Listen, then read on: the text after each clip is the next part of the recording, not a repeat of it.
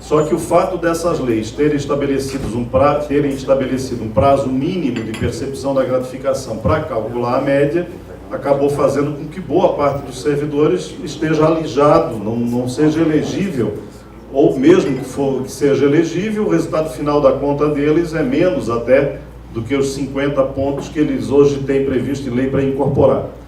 Então esse tema, enfim, ele é recorrente em praticamente todos os sindicatos de servidores federais, e penso que é um dos temas que a gente deveria hoje tentar debater um pouco, e se não resolver hoje se é possível ou não é possível, pelo menos ter aqui o grupo, talvez o grupo previdenciário, com prazo limite aí de, sei lá, de 30 dias, para nos dizer de uma vez se a gente tem tese aqui ou não tem.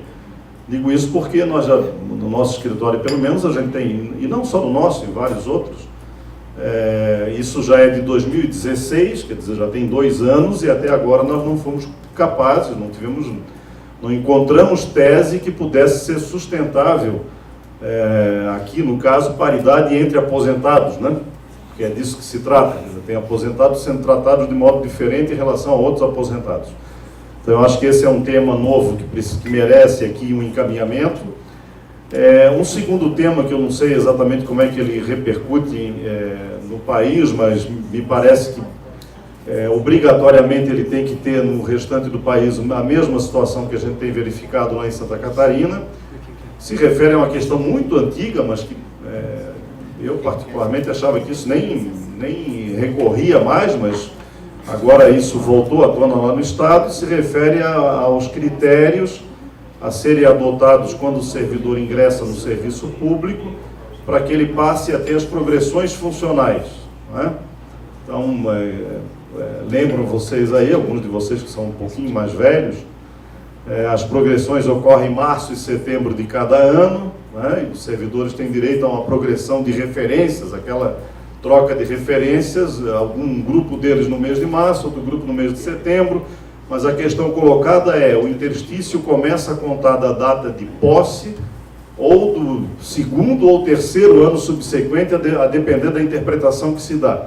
Isso faz uma diferença importante, porque ao invés de começar a ter um primeiro incremento de referência um ano depois, muitos servidores têm 2 anos e pouco depois, ou até 3 anos depois, e isso repercute dali para frente, porque também a segunda acaba incidindo sobre a base anterior 4 ou 5 anos depois, né? E não no segundo ano, por exemplo. Isso vale evidentemente para servidores mais novos, né, que ingressaram nos últimos anos e que ainda têm referências a subir, ou servidores mais antigos que ainda têm ou tiveram aí nos últimos 5 anos referências a subir e subiram em datas erradas, vamos dizer assim, né? Deveriam ter subido antes. Então acho que essa questão é uma questão que envolve novamente, eu acho que excetua a educação, que tem uma estrutura de carreira apartada, mas pega todos os demais servidores federais, pelo menos do Poder Executivo. Então acho que merecia aqui também a gente ter um prazo limite aí para socializar as teses, ou aprofundar um pouco mais essa tese num grupo aqui do CNASP, e depois reproduzir a tese para todo mundo ajuizar. Uma terceira questão que eu queria trazer aqui em relação, a gente discutiu no tema anterior, a manutenção das rubricas judiciais, etc., e sua supressão. Aqui eu vou tratar rapidamente da sua reposição ao erário, já é a maldade subsequente, né? Uma vez que eu tenha conseguido suprimir, agora eu quero que vocês devolvam aquilo que receberam indevidamente. E particularmente no caso que vou trazer aqui, é um caso de URP, reposição ao erário, relativo ao pessoal do INSS lá em Santa Catarina, que decorre de uma situação um pouco peculiar, mas não tão peculiar assim, mas de qualquer modo a tese hoje sustentada pelo TRF4 me parece que é interessante para todo mundo. O que houve aqui era recebimento de URP decorrente de uma ação trabalhista, que os servidores mantiveram o pagamento anos a fio. Em 2002, vocês lembram que foi criado o SICAG, né, o Sistema de Controle de Ações Judiciais.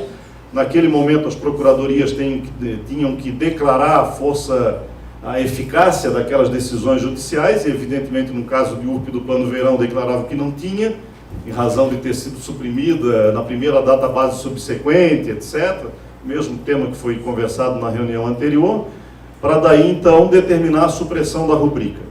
À época nós ajuizamos uma ação coletiva dizendo que ou tinha coisa julgada, e portanto não podia ser suprimida a rubrica, ou nós estávamos diante de decadência, porque se eles diziam que desde 1990, a primeira database subsequente, não era mais devido o pagamento, e a administração manteve, então a administração manteve por uma omissão administrativa, uma das duas teses.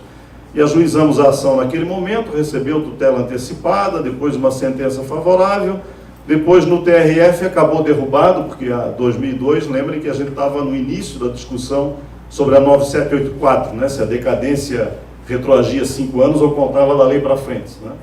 E naquele momento, quando o processo chegou ao TRF, o STJ já havia pacificado seu entendimento de que era da lei para frente. Então o TRF derrubou a decisão judicial e agora, anos depois, o INSS pretendeu então a reposição ao erário dos valores recebidos durante a provisoriedade da decisão de 2002. A alegação é que era uma decisão judicial provisória, que manteve o pagamento da rubrica entre 2002 e 2007, quando ela passou pelo tribunal, e pretendia então a reposição ao erário. A tese que a gente sustentou e que no TRF acabou vitoriosa, e depois vindo um outro aspecto que eu quero mencionar aqui, era de que não, de que ainda que as decisões provisórias, o STJ haja pacificado o entendimento em repetitivo previdenciário, né, de que decisões provisórias têm que ser repostas ao erário, lembra, no ano passado, julgamento de recurso repetitivo, o STJ afirmou essa posição. O mesmo STJ tem inúmeros julgados dizendo que quando essa decisão provisória tem alguma relação com uma coisa julgada anterior, aí nós estamos diante de uma exceção, a qual não se aplica o recurso repetitivo que faz tábua rasa e diz que tem que repor ao erário. Então nós precisávamos buscar a coisa julgada anterior, que foi o que fizemos lá no caso de Santa Catarina. Diz, olha, em 2002, nós nada mais fizemos que sustentar a manutenção de uma coisa julgada que decorrera de uma ação trabalhista. Então, na pior das hipóteses, aqui havia uma grande celeuma em torno de se aquela verba deveria ser mantida ou não. E no item anterior vimos que essa celeuma poderia persistir até os dias atuais, né? Imagina em 2002, há 16 anos atrás, né? Então, a partir disso, se conseguiu demonstrar que havia uma relação com essa coisa julgada, e a partir daí a decisão das duas turmas do Tribunal Regional foram de reconhecer que havia uma exceção mesmo aqui sendo vista. E além disso, jurisprudência mais recente agora do STF, se confrontando com o recurso repetitivo do STJ. Então o STF, em decisões mais recentes, dizendo que decisões judiciais provisórias não tem que repor ao erário porque são verbas de caráter alimentar, têm boa-fé e, portanto, não devem ser repostas ao erário. Então, há aqui também precedentes do STF recentes, posteriores ao repetitivo do STJ, portanto, confrontando de algum modo com a decisão do STJ, que nós sustentamos lá também. E uma das turmas do tribunal, aí também num julgamento dessa matéria, a desembargadora trouxe um elemento novo, a dizer o seguinte: não só eu posso olhar aquela coisa julgada que vinha nessa hipótese de um título trabalhista e etc., e portanto eu tenho lá um resquício de algo defensável a sustentar a boa-fé do servidor e afastar a repetição dos valores, mas eu também penso dessa forma a desembargadora quando houve uma liminar que manteve um pagamento, e aí sim é provisório e eventualmente deveria devolver, porém essa liminar foi confirmada na sentença. Então, se essa liminar, mesmo que eu não tenha coisa julgada anterior, não esteja ligado a nada anterior que me sustentasse, mas se essa liminar, que a princípio era provisória e deveria repetir, se ela é confirmada na sentença, eu tenho boa-fé e não tenho que repetir.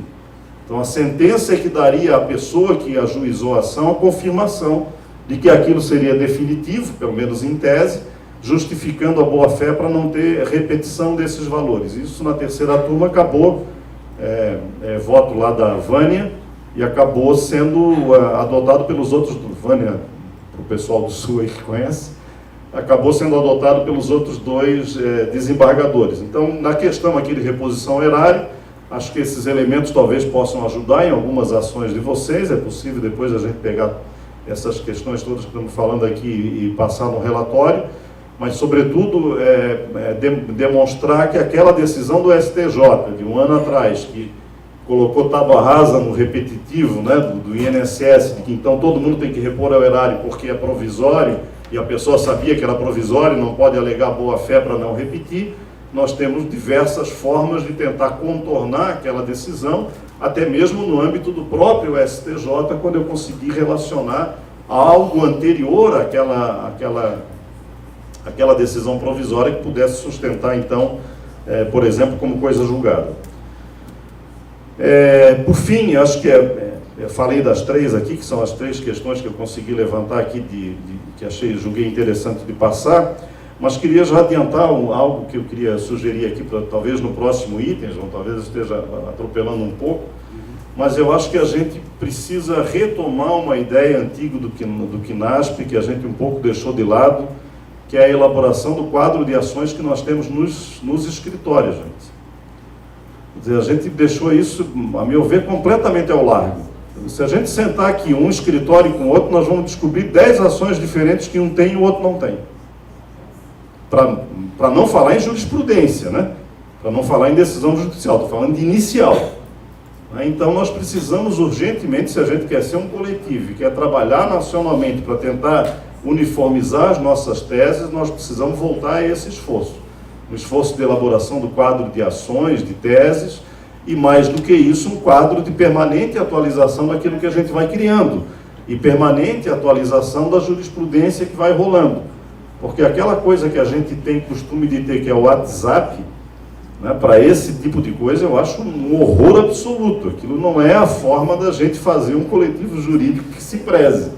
Né? Então, acho que esses dois elementos aqui, não precisamos nem aprofundar muito, é mais organizativo, mas acho que a gente precisa voltar a esses temas urgentemente, porque nós temos uma infinidade. Né? Nós lá no Sul, como a gente se encontra muito, tem diferenças menores, mas tem muita diferença entre nós no Sul se encontrando quase toda semana. Quase toda semana. E quase toda semana um diz, não, já fiz, mas foi quando? Já faz uns 3 anos. Uns 3 anos eu já ajuizei um troço lá, mas como tu nunca falou? Então, isso entre nós eu acho que é fundamental até para potencializar a nossa ação conjunta, né? Porque no final tudo isso vai chegar aos tribunais superiores, aquele esforço todo que a gente faz de STJ e STF, às vezes chega de forma esparsa e nós vamos só saber que um escritório desenvolveu uma determinada tese quando ela recebe a repercussão geral lá em cima. Né? E lá se foram 4, 5 anos em que outros escritórios poderiam ter ajuizado, e ao ajuizarem certamente reforçariam a tese daqueles que já ajuizaram antes. E no final é disso que se trata. Né? Então queria propor isso também.